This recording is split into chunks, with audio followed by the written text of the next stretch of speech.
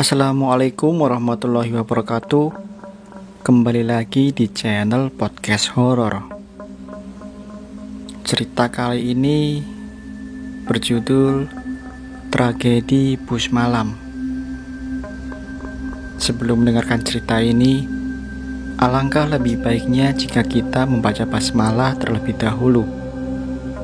Bismillahirrohmanirrohim. Tanggal 10 Juni 2020 adalah tanggal di mana aku dan pacarku Ayu bertemu kembali. Setelah sekian lama kami tidak bertemu karena wabah yang terjadi di Indonesia, yaitu COVID-19. Biasanya sebelum ada wabah corona, kami selalu bertemu sebulan 2 kali atau 1 kali. Tapi karena adanya wabah ini, hampir 4 bulan kami tidak bertemu.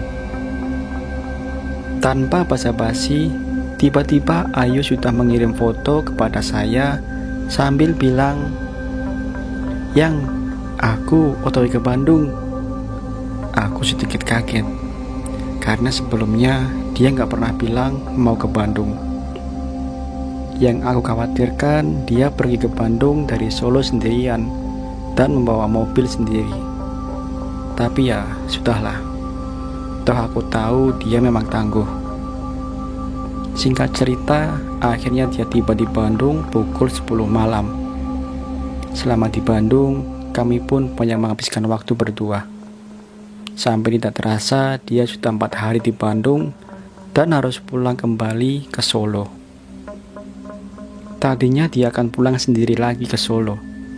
Tapi setelah dipikir-pikir, aku tidak tega membiarkan dia pulang sendirian. Sampai akhirnya aku memutuskan untuk mengantarnya pulang ke Solo. Setibanya di Solo, aku hanya menginap 1 hari saja karena memang tujuanku hanya untuk mengantarnya saja. Dan aku memutuskan untuk kembali pulang ke Bandung esok harinya menggunakan bus malam. Pukul 4:30 sore, aku pun tiba di Terminal Tirtonadi Solo. Aku pun mulai mencari bus yang sudah aku pesan semalam tadi, dan ya, akhirnya ketemu juga bus itu. Aku pun mulai masuk ke dalam bus itu yang keadaannya masih kosong, tidak ada seorang pun di dalam busnya.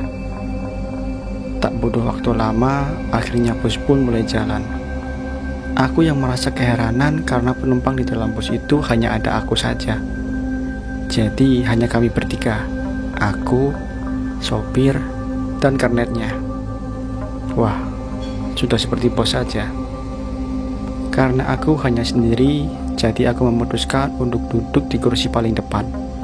Karena biar ada teman ngobrol saja sama sopir atau kernetnya. Aku pun mulai membuka obrolan. "Pak, kok kosong ya mobilnya?"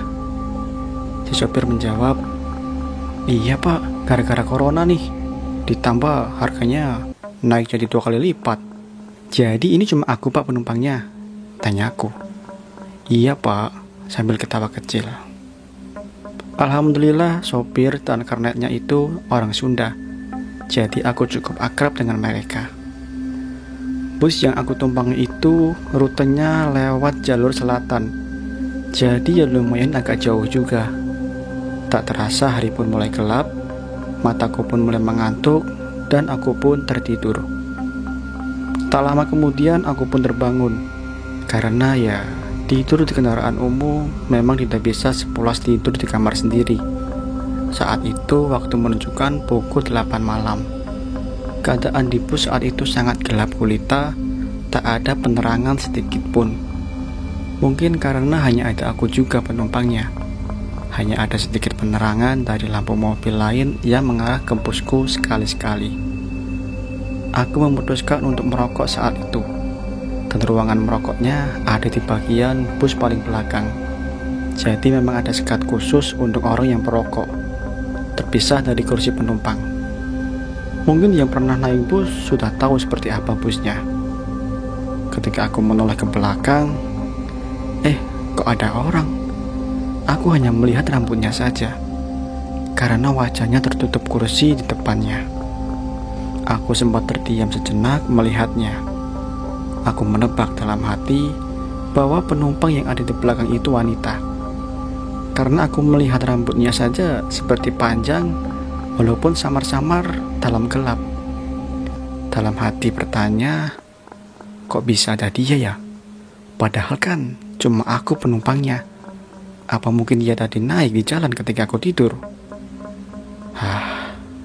Ya sudahlah, aku tidak mau pedulikan soal itu, gumamku dalam hati. Aku pun berjalan ke belakang bus dengan pelan, karena memang berjalan di bus itu kan pasti oleng. Ketika aku berjalan di samping penumpang itu, aku sempatkan untuk menoleh ke arahnya. Jujur, aku penasaran ingin melihat wajahnya. Tapi karena aku melihat ke arahnya, aku hanya melihat dia sedang tertunduk. Dalam hati mungkin dia sedang tertidur. Wajahnya tidak terlihat sedikit pun, karena terhalang oleh rambutnya yang lumayan cukup tebal dan panjang itu. Aku pun melewatinya dan masuk ke ruang merokok. Posisi kursi ruang rokok pun sama seperti kursi penumpang, menghadap ke arah depan, dan di ruang itu hanya ada 2 kursi. Karena sekatnya kaca, jadi sambil merokok, aku melihat wanita itu dari belakang. Mataku seakan tidak mau lepas melihat penumpang wanita itu. Aku mulai memperhatikannya, dan ketika aku melihat bajunya, aku melihat seperti kotor baju yang dikenakannya. Karena bajunya warna putih, jadi sedikit noda pun pasti terlihat. Wanita itu tidak bergerak sedikit pun, aneh. Padahal kondisi bus saat itu cukup kencang dan apalagi jalur selatan itu terkenal dengan banyak tikungan tajamnya. Ketika aku sedang fokus memperhatikannya, tiba-tiba dia menoleh membalikkan kepalanya menatapku di balik sekat kaca itu. Aku pun terkaget dan mengalihkan pandanganku. Entah kenapa saat itu sekujur tubuhku tiba-tiba merinding. Ketika aku memberanikan melihatnya lagi, ternyata wanita itu masih melihatku. Saat itu kami saling menatap sekitar 3 detik. Aku sempat melihat jelas wajahnya. Wajahnya putih seperti pucat. Umurnya mungkin sekitar 25 tahun. Rambut panjangnya menutupi sebagian wajahnya. Matanya hitam. Walaupun samar, tapi aku bisa begitu jelas melihatnya. Pandangan dia tetap terarah padaku, sampai akhirnya aku pun melemparkan pandanganku ke arah lain. Ketika aku melihatnya kembali, aku kaget karena dia masih menatapku. Tapi kali ini dengan sedikit mata yang melotot, aku pun kembali mengalihkan pandanganku dan tidak berani melihatnya lagi. Dalam hati, apa mungkin dia tersinggung karena aku melihatnya? Aku pun menghabiskan sebatang rokok dan berniat kembali ke tempat dudukku yang ada di barisan paling depan. Tapi entah kenapa saat aku mau berjalan melewatinya, nyaliku seperti menciut. Aku seperti tidak berani berjalan melewatinya lagi. Tubuhku tiba-tiba gemetar, sampai akhirnya aku memberanikan diri berjalan pelan, dan ketika aku berjalan di sampingnya, tiba-tiba aku mencium bau bangkai yang sangat menusuk. Tiba-tiba tanganku disentuhnya, tangannya dingin. Aku berpikir mungkin karena AC di dalam bus itu. Aku pun lalu menoleh ke arahnya, lalu dia menyapaku. "Dari mana, Mas?" tanya wanita itu. Entah kenapa setelah dia menyapaku, perasaan takutku menjadi hilang. "Saya dari Solo, mau pulang ke Bandung," jawabku. Lalu dia menyuruhku duduk di kursi yang ada di seberang tempat dia duduk. Dan terjadilah percakapan di antara kami, dan kami pun berkenalan. Nama dia Sari. "Mbaknya dari mana? Kok nggak duduk di depan?" tanyaku. "Nggak, Mas, saya lebih suka duduk di sini," jawab Sari. "Tapi kan ini kosong, Pak. Mana gelap lagi. Di depan kan masih bisa ngobrol sama sopir," tanyaku lagi. "Nggak apa-apa, Mas. Saya suka sendiri juga kok. Saya asli Ciwidey, Mas. Sekarang saya ini mau pulang ke sana. Sudah lama saya tidak bertemu sama orang tua saya. Jadi saya sudah rindu. Oh iya mbak, sudah berapa lama emangnya mbak nggak ketemu? Tanyaku lagi. 15 tahun mas, jawabnya. Wah, sudah lama sekali ya mbak. Kok baru pulang sekarang mbak? Tanyaku. Iya mas, saya baru ada kesempatan sekarang. Mas mau nggak anterin saya pulang? Tawarnya. Oh iya ya mbak, tapi pakai motor ya mbak. Aku pun tidak banyak bertanya alasan dia kenapa tidak mau pulang selama itu. Yang membuat aku aneh, selama tadi ngobrol, wajahnya tidak melihat ke arahku. Dia hanya memandang lurus ke depan dengan tatapan kosongnya. Aku pun akhirnya pamit untuk kembali ke tempat dudukku. Tapi dia memohon kepadaku agar menemaninya duduk kembali.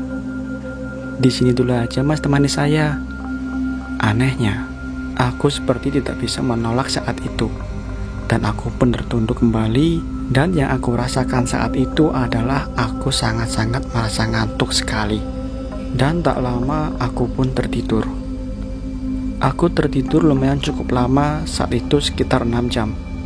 Dan saat itu posisi bus sudah ada di daerah Banjar, Jawa Barat. Lumayan cukup ngebut juga sih sopir melajukan busnya. Ketika aku terbangun dan menoleh ke arah wanita itu, tiba-tiba wanita itu sudah tidak ada lagi di tempat duduknya. Loh, dia kemana? Tanyaku dalam hati. Aku yang masih bingung akhirnya berjalan ke arah depan untuk kembali ke tempat dudukku. Setibanya di tempat dudukku, tiba-tiba pak sopir bertanya kepadaku, Mas ngapain tadi duduk di belakang? Habis teleponnya mas sama pacarnya. Asik banget kayaknya sampai ketiduran. Hehehe, tanya sopir. Enggak pak, aku habis ngobrol sama penumpang yang di belakang itu. Tapi tadi pas saya bangun, dia tiba-tiba sudah nggak ada. Turun di mana dia pak? Tanyaku. Kemudian sang sopir menjawab, hah? Penumpang yang mana mas? Kan di sini cuma kita bertiga mas. Sambil mengerutkan dahinya. Serius pak, tadi aku ngobrol. Katanya dia dari Wates. Aku sih nggak lihat juga dia naiknya kapan. Soalnya tadi juga aku tidur. Terus tiba-tiba aku udah lihat aja ada penumpang di belakang. Wah, si mas ngigo kali. Udah mas, duduk aja di sini. Jangan pindah lagi ke belakang sampai Bandung. Aku pun mulai keheranan. Apa iya aku tadi bermimpi? Tapi perasaan aku tadi benar-benar ketemu dan ngobrol sama penumpang wanita itu. Sepanjang jalan aku memikirkan hal itu, sampai akhirnya tak terasa aku pun sampai di Bandung. Saat itu pukul 4 subuh. Aku turun di terminal Cicaheum. Ketika aku hendak turun dari bus, tiba-tiba kernet bus itu pun menyodorkan nomor HP-nya untuk aku save.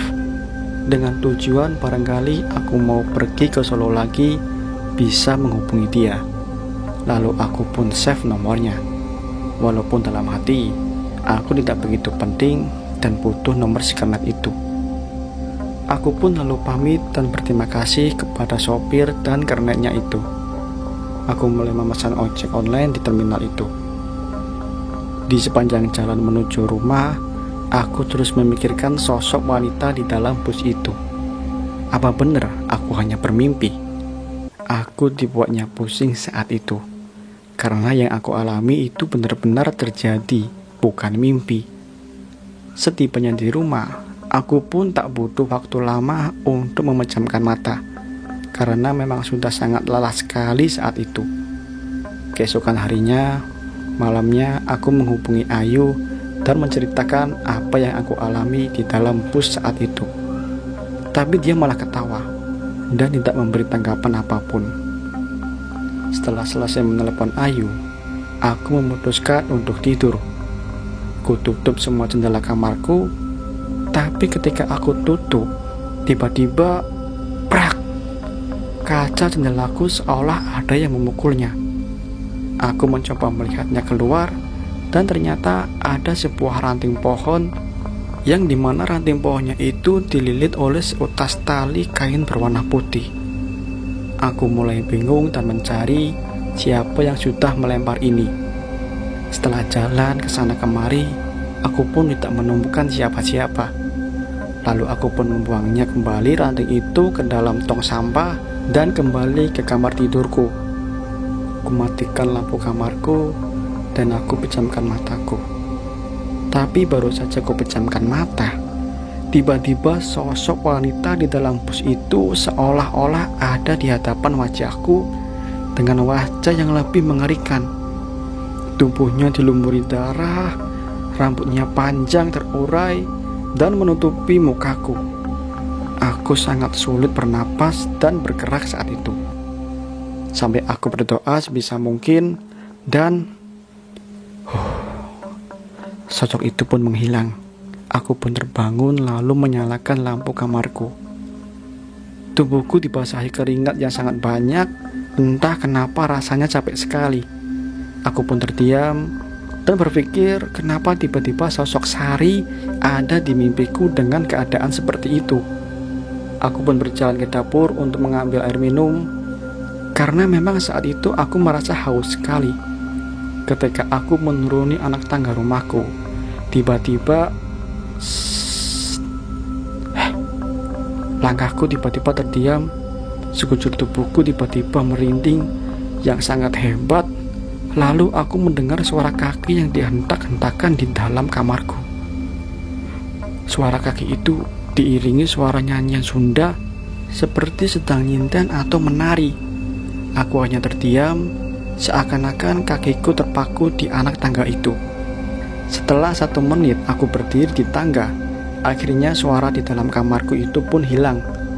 Dan aku cepat-cepat turun ke bawah dan aku putuskan untuk tidur di ruang tamu malam itu. Pagi pun tiba, aku dibangunkan oleh ibuku yang saat itu keheranan melihatku yang tertidur di kursi. Aku pun bangun dan bergegas masuk ke kamarku pagi itu. Ketika aku masuk ke dalam kamar, tiba-tiba aku kaget melihat lantai kamarku kotor. Ada telapak kaki seperti orang sudah menginjak tanah, sangat kotor sekali. Aku dibuat bingung kembali. Siapa yang sudah masuk ke dalam kamarku? Aku bergegas turun kembali dan menghampiri ibuku. "Bu, tadi masuk kamarku gak?" tanyaku. "Tidak, memang kenapa?" "Enggak." "Yaudah bu, gak apa-apa." Aku pun kembali masuk ke kamar dan membersihkan lantai yang kotor itu.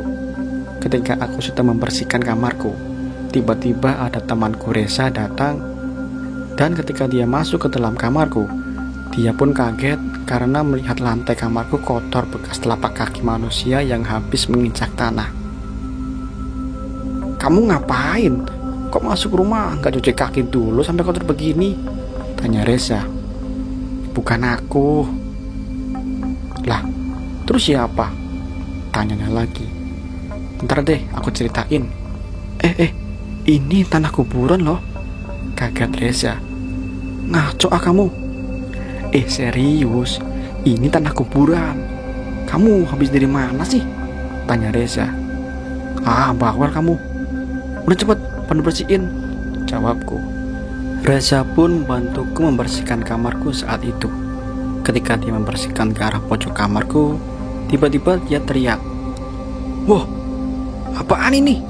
sambil memegang seutas tali putih dari kain. Aku pun bingung, kenapa ada tali itu di kamarku. Tali itu persis seperti tali yang kemarin aku temukan melilit di ranting pohon itu. "Ini tali mayat loh. Kamu ini cari ilmu hitam atau gimana?" tanya Reza. "Maksud kamu apa, Zak? Kamar ini sudah lantai penuh tanah kuburan. Sekarang ada tali pocong pula. Kamu ngambil tali ini dari kuburan siapa?" tanya Reza kembali. "Sumpah Zak, aku gak tahu apa-apa." "Masa kamu gak tahu apa-apa sih? Jelas-jelas ini ada di kamar kamu loh." "Yaudah, kamu tolong buang itu Zak. Kita keluar sekarang, nanti aku cerita." Akhirnya kami pun keluar rumah Dan Reza pun membawa tali itu dimasukkan ke dalam kantong plastik dan memasukkannya ke dalam jok motor. Kami pun pergi ke sebuah tempat ngopi di daerah Dago Atas. Sesampainya di sana, aku pun mulai menceritakan apa yang aku alami saat di dalam bus sampai yang terjadi di rumahku. Reza hanya bengong mendengar ceritaku. Dia menyarankan agar aku menemui orang pintar untuk menanyakan apa yang telah terjadi. Aku pun memang mengiyakannya, walaupun aku tidak ada niat untuk pergi ke orang pintar karena aku juga tidak begitu percaya. Tak terasa kami ngobrol, waktu sudah menunjukkan pukul 9 malam dan kami sudah menghabiskan beberapa gelas kopi. Kami pun beranjak untuk pulang. Saat sebelum pulang, aku izin untuk pergi dulu ke kamar mandi sama Reza untuk buang air kecil. Kamar kecilnya sedikit lumayan jauh dari tempat kami duduk karena lokasi tempat ngopinya itu cenderung gelap karena nuansanya yang seperti malam. Ketika aku berjalan, aku melihat sosok wanita tepat di hadapanku sedang berjalan juga. Jarak kita kurang lebih 10 meter. Aku hanya melihat dia dari belakang. Sosok wanita itu berambut panjang dan memakai baju putih. Sepanjang jalan ke arah kamar mandi, pandanganku tertuju terus menatap sosok wanita itu. Dan ternyata dia pun sama bertujuan untuk ke kamar mandi. Saat aku melihat dia berjalan, aku seperti mengenalnya. Ya, perawakannya seperti Sari. Berbaju putih, dengan rambut panjang, tapi ya sudah. Aku pun tidak memanggilnya karena takut salah orang dan tidak penting juga. Akhirnya dia pun masuk ke kamar mandi wanita dan aku pun masuk ke kamar mandi pria. Posisi ruang kamar mandinya bersebelahan dan hanya ada 2 kamar mandi. Jadi aktivitas yang ada di kamar mandi wanita sudah pasti terdengar. Tapi anehnya, aku tidak mendengar apapun di kamar mandi sebelahku. Tidak ada suara air apapun. Aku berpikir mungkin dia sedang buang air besar, jadi belum menyalakan airnya. Tak lama aku pun bergegas keluar, dan ketika aku keluar, aku mendengar suara orang menangis di dalam kamar mandi itu. Aku pun kaget, suara tangisannya seperti orang yang sedang merasakan sakit yang sangat kuat. Suara rintihannya sangat jelas sekali bahwa dia sedang dalam masalah. Aku pun memberanikan diri untuk mengetuk pintunya. "Mbak, kenapa mbak? Ada yang bisa dibantu?" Dak dak dak, dak dak dak. Wanita itu hanya memukul pintu sambil tertawa cekikikan. Sontak aku pun kaget mendengarnya. Aku pun menghubungi Reza agar dia datang menghampiriku dan memanggil karyawan yang ada di situ. Karena memang jarak kamar mandi ke tempat kita duduk itu lumayan jauh. Seiring menunggu Reza datang, tiba-tiba suara tangisan itu pun hilang dan tidak terdengar lagi. Aku semakin khawatir dengan keadaan wanita yang ada di dalam itu. Tak lama Reza pun datang bersama beberapa karyawan. "Ada apa?" tanya Reza. "Ini ada wanita nangis kesakitan di dalam toilet ini," jawabku. Karyawan itu pun menatapku keheranan. "Coba dibuka pintunya mas." "Saya nggak berani, soalnya tadi saya ketuk juga malah dia seperti marah kepada saya," suruhku kepada karyawan itu. Akhirnya karyawan itu pun mengetuk pintunya, tapi tidak ada respon. Lalu karyawan itu mencoba untuk membuka pintunya. Ketika hendak didorong, ternyata pintu itu tidak dikunci. Dan yang membuat aku kaget lagi, ternyata tidak ada siapapun di dalam kamar mandi itu. Reza dan karyawan itu pun menatapku. "Sumpah, tadi ada orang nangis di situ. Aku nggak bohong, Zah." "Kamu nggak salah dengar kan?" tanya Reza. "Sumpah, Zah, kupingku tuh masih waras. Aku nggak mabuk juga," jawabku. "Yaudah, kita pulang yuk," ajak Reza. Lalu kami pun bergegas jalan ke parkiran untuk pulang. Tempat parkiran kami pun sangat sepi, hanya ada 1 motor kami dan 2 mobil. Ketika sampai di parkiran, kami bertemu seorang kakek yang jadi tukang parkir di situ. Lalu tiba-tiba tukang parkir itu berkata, "Pakai motor malam-malam begini bertiga, Kang. Kami pun keheranan sambil memandang wajah si kakek itu. "Kami berdua kok, Pak," jawabku. "Lah itu si Nengnya gak diajak naik motor juga," jawab si kakek. "Si Neng siapa, Pak? Jangan bercanda ah, ini udah malam," jawabku.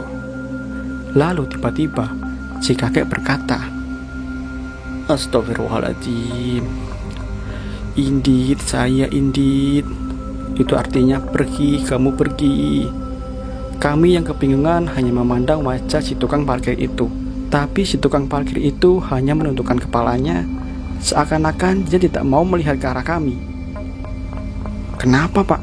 tanyaku. "Kamu bawa siapa itu?" Sambil menunduk dan tidak menatap kami. "Kami hanya berdua kok, Pak," jawabku. "Ada yang mengikuti kalian." Sontak kami pun kaget. "Siapa, Pak? Kami hanya berdua." Akhirnya si bapak pun menengok kembali ke arah kami. Akhirnya sudah pergi dia. "Sini Kang, ikut dulu sama saya," sambil terengah-engah nafasnya. Akhirnya kami pun mengikuti si kakak itu berjalan ke arah dalam resto kembali. Lalu si kakak itu pun membawa segelas air minum dan membacakannya doa. Kami yang masih bingung hanya terdiam. Lalu si kakek itu pun memberikan air itu kepada kami. Kami pun meminumnya. Walaupun kami masih bingung dengan maksud si kakek memberikan air itu. "Kang, jangan pulang dulu ya. Diam dulu saja di sini."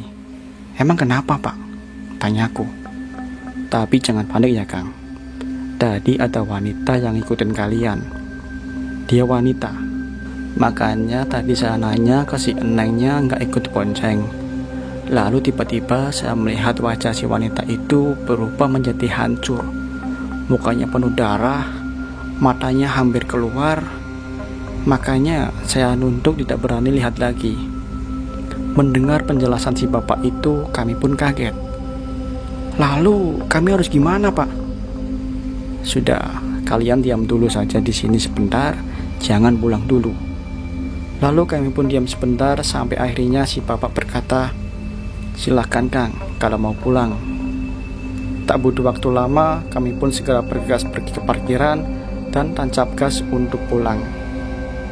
Sesampainya di rumah Reza, aku pun mampir sebentar hanya untuk bercerita dengan kejadian yang kami alami tadi di tempat kopi. Lalu Reza menyarankanku agar segera menemui orang pintar. Tapi entah kenapa hatiku menolak untuk pergi ke orang pintar. Tapi aku pun memang mengiyakan omongan Reza agar tidak ada debat di antara kami.